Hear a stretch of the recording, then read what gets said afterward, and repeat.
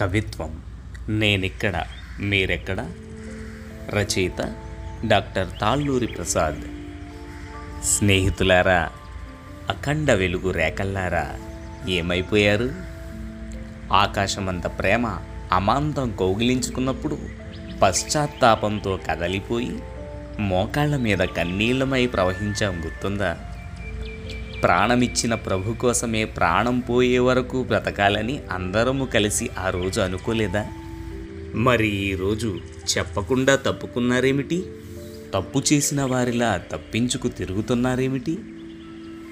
ఎవరూ చెప్పకుండానే ప్రశాంత పొలాల్లో ప్రార్థనా శిబిరాలమై వెలిసేవాళ్ళం.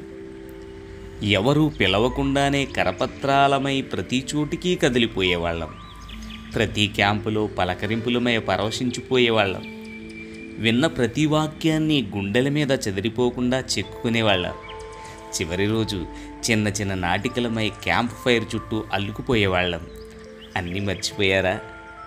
మిత్రులారా, అనంత జీవన యాత్రికులారా, మీ కిరీటాన్ని ఎవరూ అపహరించకముందే మీరు వచ్చేయాలి. మళ్ళీ మనమంతా కలిసి ఒక మహోన్నత దర్శనాన్ని ముందుకు తీసుకువెళ్ళాలి.